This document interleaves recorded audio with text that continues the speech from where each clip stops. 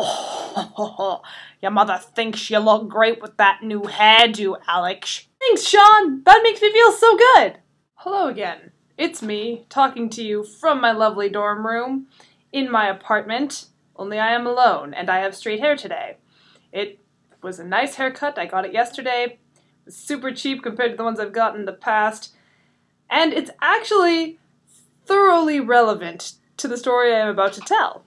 So, for some crazy reason, all my best stories don't even happen at my college. I have to walk across the street and go to Harvey Mudd, but every time I go there, some kind of insanity ensues.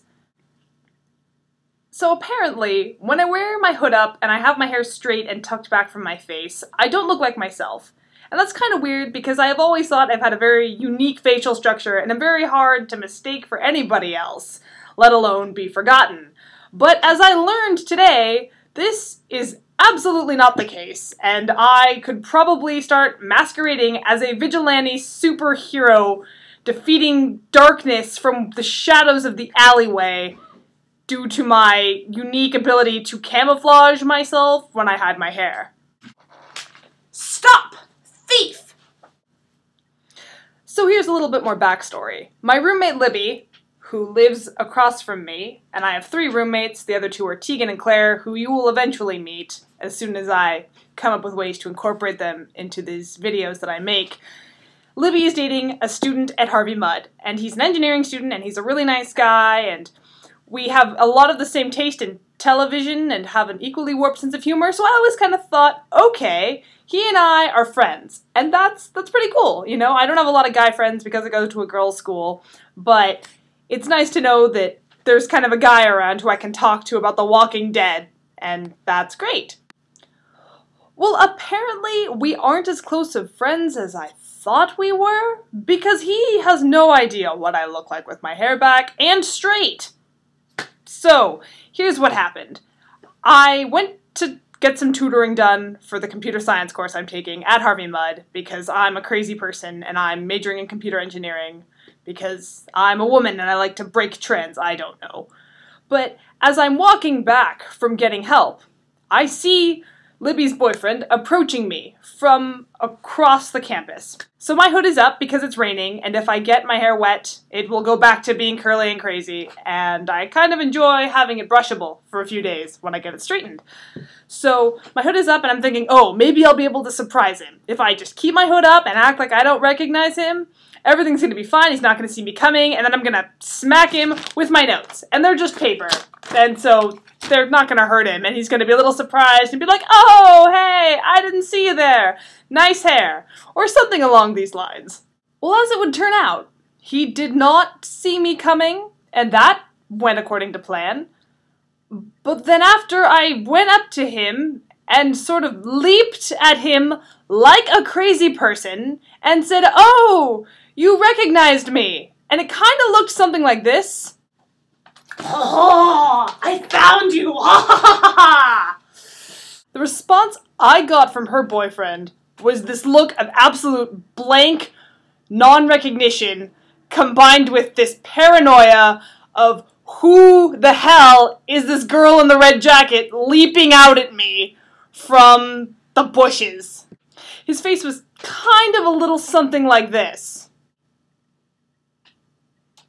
So, that part was a little strange. But I realized, okay, he didn't recognize me, I've got a hood on, that's fine.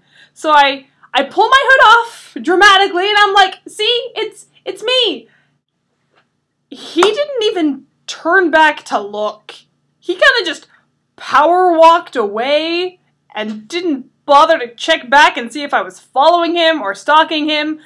Which, if I may add, is a really bad idea, because if somebody's gonna leap out at you from the bushes and hit you with something, you probably want to make sure that they're not following you, because they might have a machete inside of those notes. And even when he did see my straight hair, he still had no idea who I was. That got awkward really quick.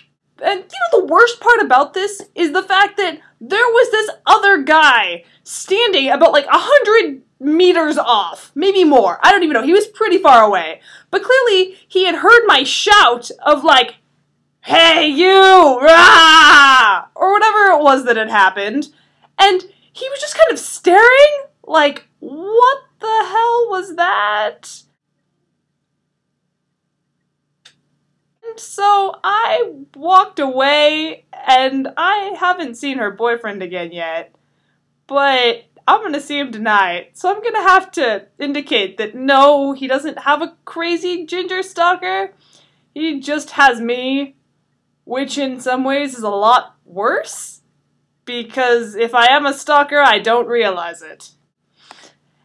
And yet, this isn't even the craziest thing that has happened to me on the Harvey Mudd campus. Because I've been there before for this party called Foam, and some people watching this might know what a foam party is, if there's actually anyone watching this. Is there anyone watching this video? Oh my god.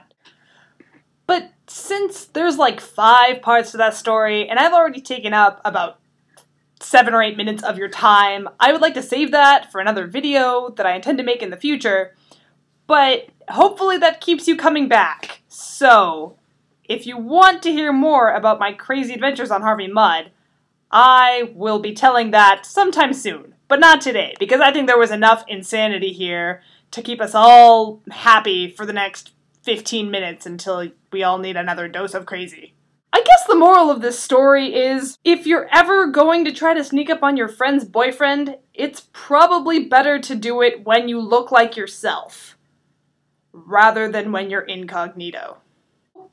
Until next time, I'll still be here, thinking of new ways to bring a little piece of me to all 5 of you. If there are 5 of you. It might just be my roommates. Thanks for the support, guys! Bye!